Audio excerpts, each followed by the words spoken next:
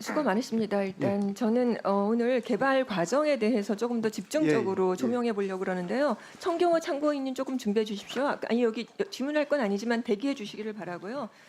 자, 이 화면을 먼저 보십시오. 제가 두 갈식으로 먼저 정리하고 넘어가고자 합니다. 이게 사실은 전체적인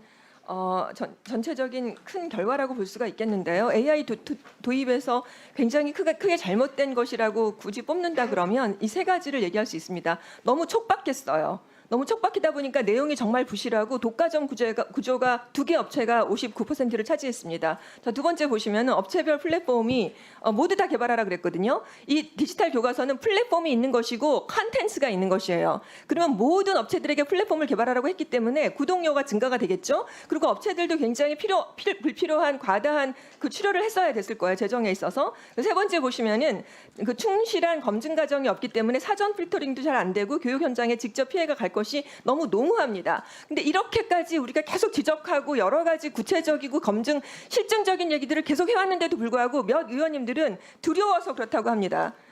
우리가 지금 이렇게 단순한 두려움, 러다이트 운동 같은 거 하는 거 아니잖아요. 굉장히 그 부분에 대해서 일단 유감을 표하고요. 그 다음으로 넘어가겠습니다. 자, 일정의 문제인데요. 이걸 한번 보시죠. 자, 슬라이드도 보여주시고요. 자, 제가 서책을 아주 오랫동안 국정교과서를 제가 개발해 본 사람입니다. 최소한 서책형이 개발기관과 검정심사와 채택 수업 준비가 이렇게 여러 날이 걸립니다. 근데 AIDT를 보시면은 개발 기간이 12개월이에요. 서책이 18개월인데. 근데 검정 심사조차도 3개월밖에 되지 않았습니다. 검정 심사가 서책형은 9개월입니다.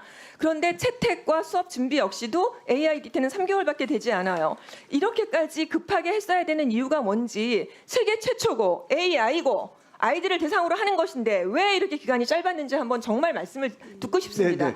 여러 사람들이 되게 많이 이건 굉장히 큰 교육계 큰 변화이기 때문에 아주 많은 그 검증과 절차를 거쳐야 된다고 여러 번 말씀드렸어요. 네. 제가 말씀드리겠습니다. 먼저 앞에 슬라이드에서 말씀하신 이제 업체별로 왜 굳이 플랫폼을 뒀느냐 하는 거는 기본적으로 이제 개별화된 맞춤형 그 학습을 지원하려면 아이들 한 명 한 명의 그 역량을 평가해서 그게 맞춰서 다른 컨텐츠를 다 제공을 해야 되기 때문에 교과서 자체가 플랫폼 형태로 운영되지 않으면 그 맞춤형 서비스를 할 수 없다는 점 때문에 불가피했다 하는 말씀을 드리고요. 자, 그러면 죄송합니다. 시간 관계상 그러면 수천 개의 코스웨어 질문 AI 튜터가 있습니다. 서책형이 아니기 때문에 그런 모든 것들이 다 검정 영역인데요. 이를테면은 그 아까 맞춤형이란 말 굉장히 많이 사용하시는데 맞습니다. 예를 들어서 어떤 학생이 그 수준에 맞지 않으면 뭐 몇 개월을 밑으로 간다든지 뭐 몇 학년을 밑으로 간다든지 그거 모두가 다 조합이 너무너무 많은 것이에요. 맞습니다. 이것들이 AIDT 과정 중에서 정말 제대로 검증됐다는 타당성을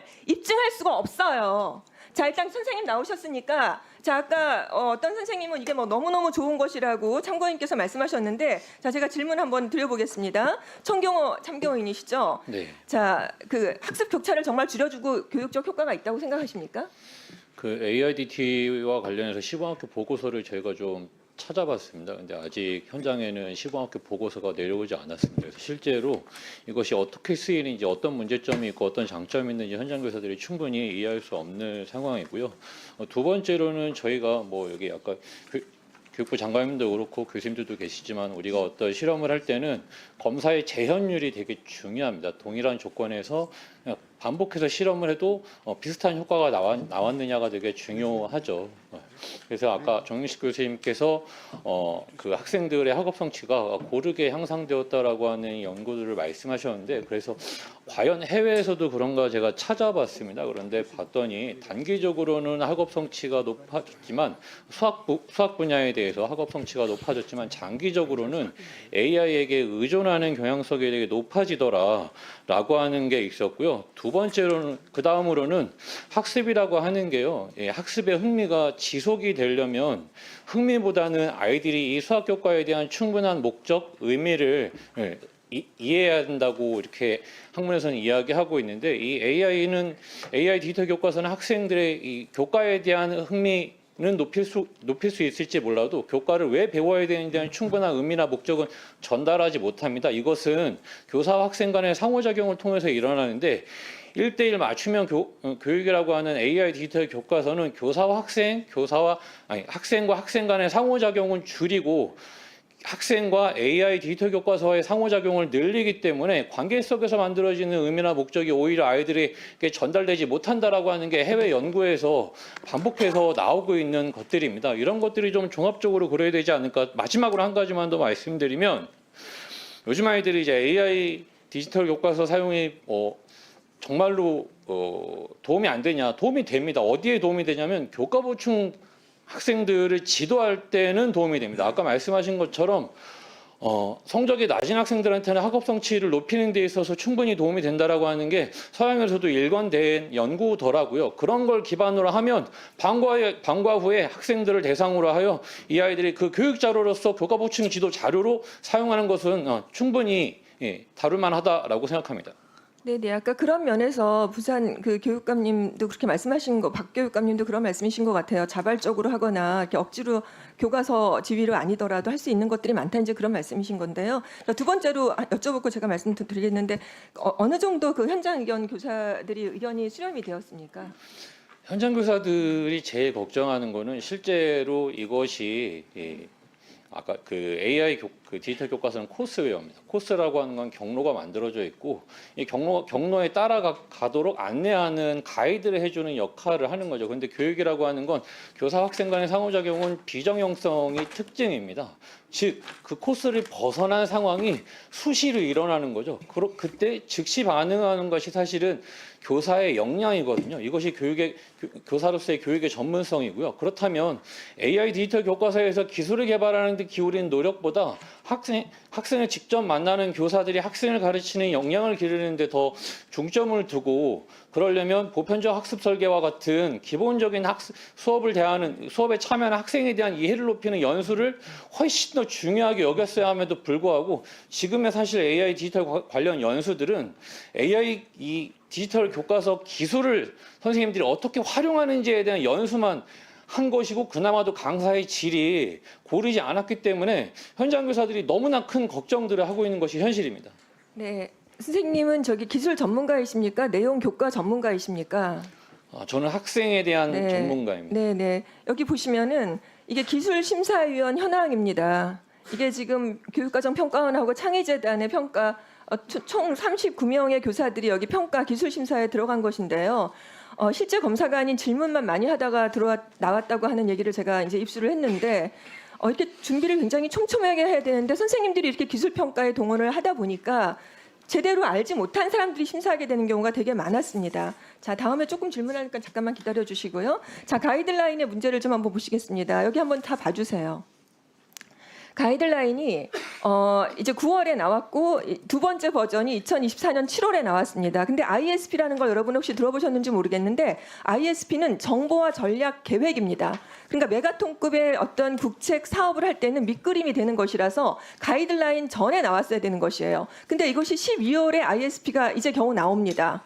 그리고 나서 두 번째 이제 가이드라인에서도 보시면 그 다음을 보시면은 그다음 슬라이드를 좀 보여주세요. 가이드라인이 이제 두 개가 나온 첫 번째 버전과 두 번째 버전인데요. 2023년에 이제 이렇게 생겼어요. 가이드라인이. 근데 이것이 이제 2023년께 있고 2024년께 있는데 자, 장관님께 제가 질문을 할 거니까 잘 집중해 주세요. 네네. 자, 첫 번째 개발 기간이 23년에는 2025년에 적용될 거라 그랬고요. 24년에는 2025년부터 적용될 거라 그랬습니다. 검정 심사가 학부모 인증이 처음엔 된다 그랬다가 두 번째 삭제. 학부모 서비스 역시 대시보드를 제공한다 그랬다가 그다음에 없어지고요. 현장 적합성도 그다음엔 안 하는 걸로 되어 있어요. 답변 좀 부탁드리겠습니다. 네, 사실 그 학부모 대시보드는 처음에는 저희가 이제 이걸 하겠다고 생각을 했었는데 교사분들이 굉장히 많은 부담을 호소를 했습니다. 학부모님들이 아이들 학습을 대시보드를 통해서 이렇게 개별적으로 정보가 제공되면 학교 수업이 좀 너무 부담스럽다 하는 말씀을 많이 주셔가지고 그러면 학부모 대시보드는 좀 점진적으로 좀 보자 해서 이제 이게 삭제가 된 거고요. 나머지 부분들도 이제 진행을 하면서 그런 이제 여러 가지 피드백을 받으면서 그렇게 된 거고요. 한 가지만 좀 제 시간이 따로 있기 때문에 하나만 더 말씀드리면 앞에서 그 선생님 말씀하신 건 굉장히 잘 들었는데요. 그 교사분들이 그런 이제 아이들에게 그 학습에 대한 흥미를 유발하거나 이런 부분은 AIDT가 할 수 없는 교사들만의 고유한 그 역량이 필요하다고 생각을 합니다. 그래서 장관님 제 질문에 대한 답변만 죄송합니다. 아까 그 부탁드리겠습니다. 말이 나왔기 때문에 그래서 저희가 그런 부분도 사실 교사 연수에서 굉장히 강조하고 있다는 말씀드리겠습니다. 네. 자, 장관님 혹시 네. 이 그림 아세요? 이게 그림이 AI 디지털 교과서가 프로크루스테스라고 하는 이게 지금 침대를 딱 맞춰 놓고 거기에 끼워 맞추는 건데 다리가 길면 자르고 다리가 짧으면 늘리는 것입니다. 저는 여기에 비유할 수밖에 없다고 생각이 돼요. 자, 여러 가지 굉장히 많은 정황이 있는데 제가 10가지를 뽑아봤는데 지금 시간 관계상 여기까지 하겠고요. 아까 한국어 관련 서비스 현장 접근성 너무나 적합하고 당연한 절차이고요. 학부모 수령을 택하고 하는데 그럼 약속이 제일 있는 거. 처음 학부모들이 요구를 받는다. 교사가 여러 가지 한다는 게 그리고 오락가락하고 도대체 누가 나라의 정책 예산의 결정이 이런 식으로 되는 것이 굉장히 치명적인 문제일 수밖에 없는 것이에요. 그 업자들도 굉장히 감옥수가 있고 많은 비용이 투입될 수밖에 없다는 점을 설명하게 네.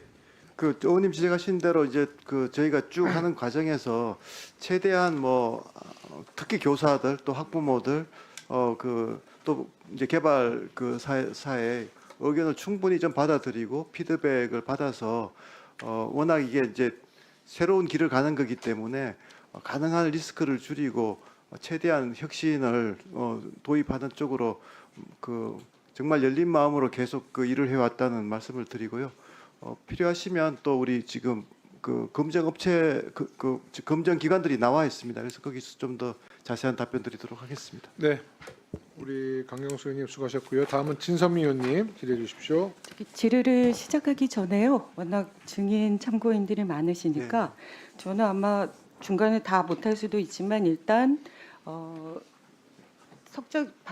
박백범 교수님께도 마이크를 좀 가져다 주시면 좋겠고요. 그리고 광주 교육감님 그리고 경상남도 교육감님 이렇게 질의를 할 수 있습니다. 네, 마이크에서 마이크로 전달되는 사이는 시간을